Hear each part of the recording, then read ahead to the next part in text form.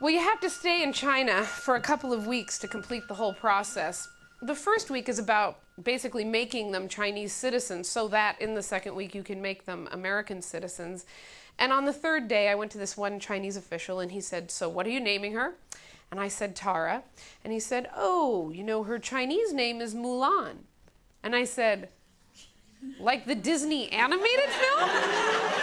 And he said, "Oh, well, in Chinese it means beautiful and smart. It's an ancient Chinese name." Well, I got back to my hotel room and I called my mother and she said, "That's perfect! Mulan! Mulan Sweeney!" And I said, "I'm not going to name her some name where people will think that's the only Chinese name I could think of.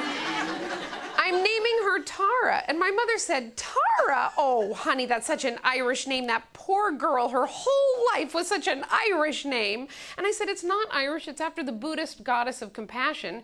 And she said, "Buddhist schmoodist, I'm wearing a Tara brooch right now." And I said, "Well, it's Tara, so get used to it." Well, we got on the plane to come home, and I got an extra seat for Tara, and I put all these pillows up around the seat, and I put her in the middle, and she went to sleep, and then I fell asleep.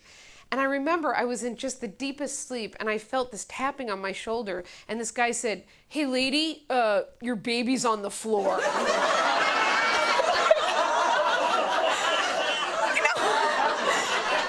know, you're not like a parent yet in your deepest consciousness. I was so like, "Oh my God! Oh my God!" And there she was, safely, happily sleeping on the floor. But for months after that, I would have nightmares of somebody tapping on my shoulder and saying, "Hey, lady, your baby's on the floor." Well, we got back to LAX. And there was Joe number 12 ready to pick us up. He'd been driving around with a car seat in his car for a couple of weeks, which I thought was a very good sign.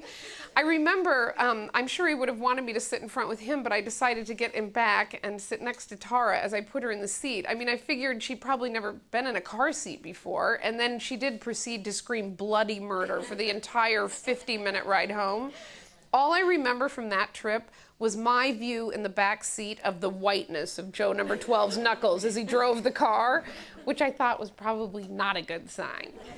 Well, we got to my house, and Tara basically walked in the front door, and I suddenly felt like a dad in some bad TV movie saying, "Come on in, this is the living room where we live, and there's the kitchen where we eat." I introduced Tara to my two cats who dutifully lined up on the floor. I said, "This is Rita, and this is Val." Rita is old. Rita is like 18 years old. Rita is so old that I've given her her own catchphrase, which is, "I've seen it all." Well, Tara looked at the cats and went, "Ee!" And Val jumped backwards, and Rita looked up at me like, "Why would you do this to me? I've only been good to you." And Val decided to spend the rest of her days on the roof of the garage. Well, I started in my new big career of being a mother, and it was really exciting and really fun. We would wake up very early in the morning, 5:45, and we would go to Denny's for breakfast, and then we would go to the grocery store, which turned out to be a really good activity for us. Tara would sit in the front of the cart, and I would hand her things, and she would toss it in back.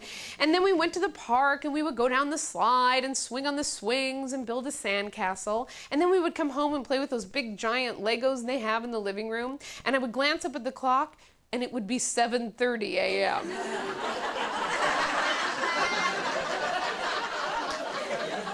It was like everything I'd planned for us to do in 4 years, we would do in a morning.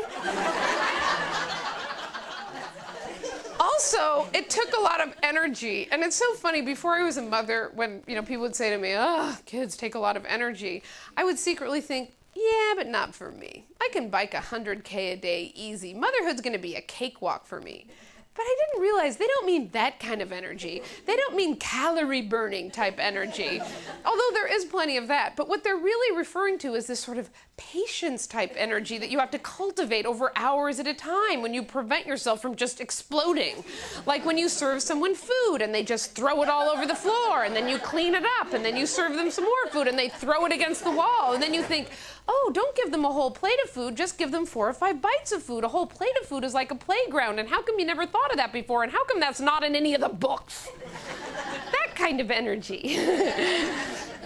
Also, I was very busy during this time rewriting my entire childhood. I don't know if you've heard, but my childhood was not nearly as horrible as I once thought it was.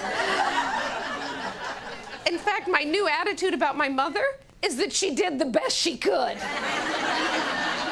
It was so funny. It was like 1,000 hours of therapy just got wiped out like that.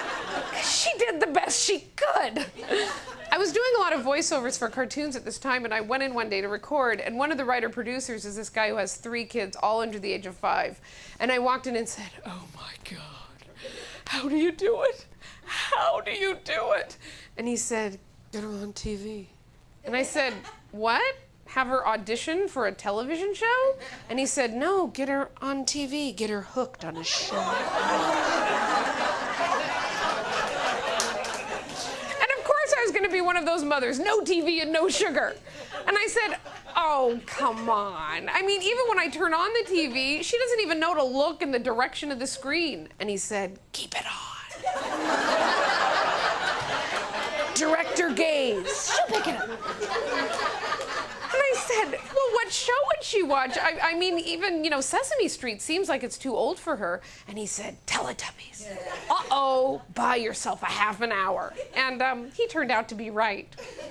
Well, I kept thinking that I wasn't going to have to hire a nanny, but then I had to be realistic. I'm a single working mom. Of course I have to have a nanny. And I wanted Tara to learn her Chinese, so I hired this Mandarin-speaking nanny from the Hunan province, Lisa, and she and Tara seemed to hit it off really well. And then after a couple of months, I realized I needed even more help. I needed someone to come in the house and clean once a week. And then I thought, oh my God, now I'm going to have a staff. And I have to worry about staff relations. So as a courtesy, I went to Lisa and I asked her if she knew anyone who wanted to come once a week and clean. And she said, "What about my husband?" And I said, "Your husband? I thought he was a retired Taiwanese computer executive." And she said, "He very, very clean. He loved to clean. He very, very clean." And listening to this, I was suddenly so concerned about what was going on in their relationship. And would she be going home to this man who just wanted to be home and retired and saying, "You get over there and clean"? But in any case, here comes Men Chi, and he doesn't speak a word of English. If you said hello to him, he would just look at you confused. But he seemed to work out fine. And there was this one day I was in my office. I have this little office in my backyard where I write. And I looked out the picture window, and there was Lisa and Tara playing, and behind them was Men Chi sweeping, and they were all speaking to each other in Chinese. And I looked at them and I thought, oh my God, I'm sponsoring a Chinese family. First I got the baby, and then I found some parents for the baby.